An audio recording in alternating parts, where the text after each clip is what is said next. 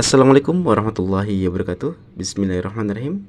Selamat datang di Monovlog bukan Motovlog, channel Cacas Family. Pagi ini kita akan gas tipis-tipis di perumahan.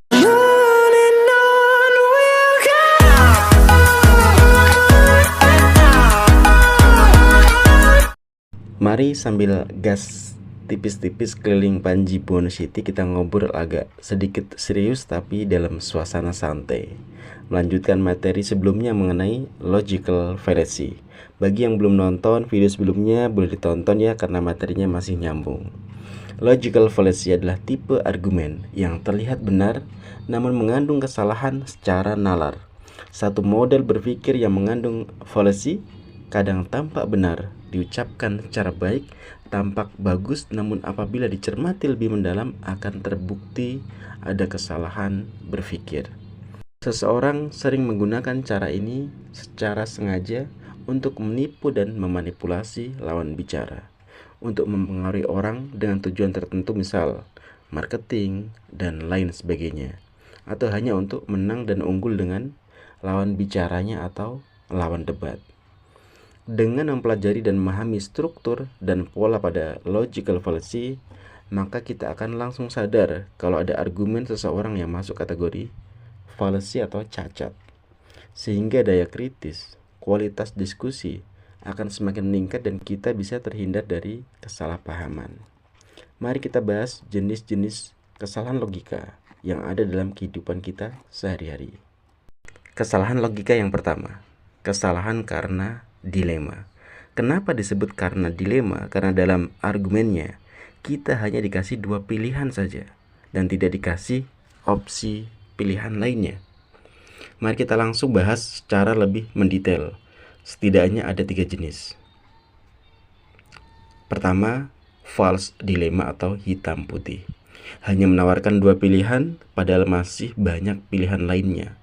Contoh kasus: kalau kamu berani memukul dia, berarti kamu mendukungku. Bagaimana kita merespon argumen ini? Jangan terburu-buru, fokus pada dua pilihan saja, tapi kita harus menggali banyak opsi alternatif lainnya. Contoh kasus selanjutnya. Misal dalam sebuah peperangan, kamu menyerah atau mati.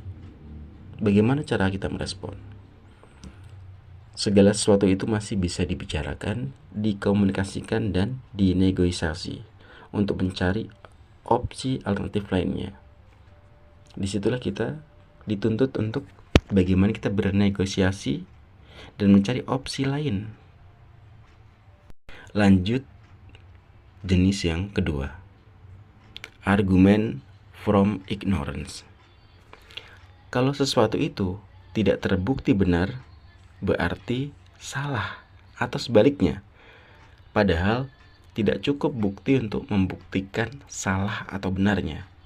Contoh kasus: karena kamu tidak bisa membuktikan kalau hantu itu ada, berarti hantu itu tidak ada. Bagaimana kita merespon argumen ini? Pertama, harus ada bukti yang cukup untuk mengklaim itu benar atau salah.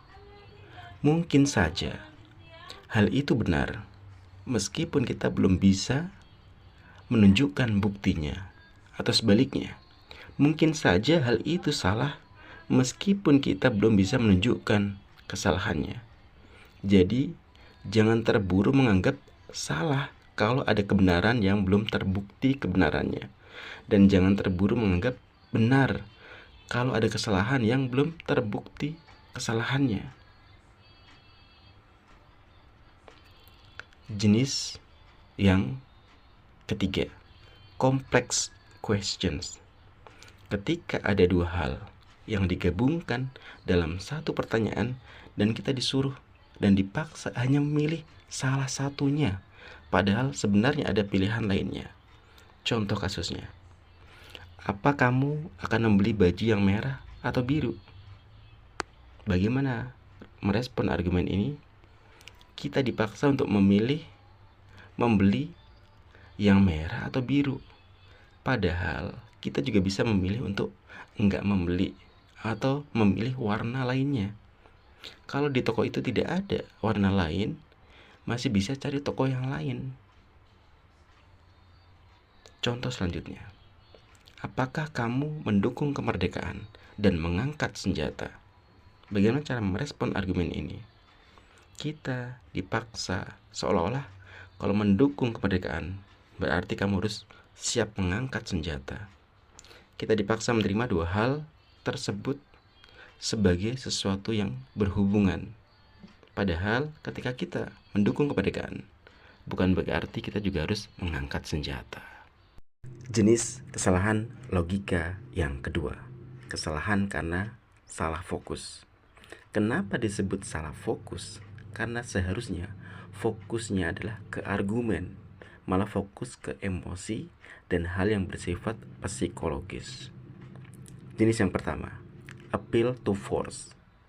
Argumen yang dilontarkan disertai dengan pengaruh kekuasaan seseorang dan memiliki konsekuensi tidak menyenangkan kalau tidak menyetujuinya. Contoh kasusnya, sebaiknya kamu setuju dengan kebijakan perusahaan yang baru ini. Kalau kamu enggak setuju, kamu bisa kehilangan pekerjaanmu.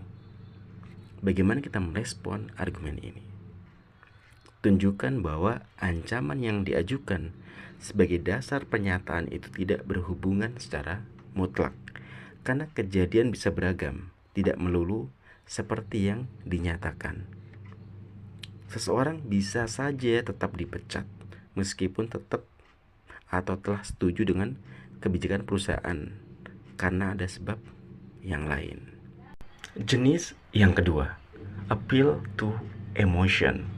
Argumen yang didasarkan pada perasaan kasihan demi dapat pembenaran dan pengampunan. Contoh kasus, saya ini anak yatim, mohon tidak menghukum saya. Bagaimana cara meresponnya? Tunjukkan bahwa dorongan untuk mengasihani tidak berhubungan dengan pernyataan yang diajukan. Kesalahan tidak menjadi benar hanya karena pelakunya membuat kita merasa kasihan dan iba. Ada perbedaan antara ranah benar salah atau logika dan ranah utama tidak utama atau etika. Jenis yang ketiga, prejudicial language, bahasa persangkaan. Menggunakan istilah-istilah yang memiliki muatan emosi tertentu untuk membuat seseorang percaya dengan kebenaran satu pernyataan. Contoh kasusnya, Muslim sejati yang taat beragama pasti tidak setuju apa yang dilakukannya. Bagaimana merespon argumen ini? Tunjukkan menolak pernyataan itu tidak membuat kita menjadi Muslim palsu atau Muslim abal-abal.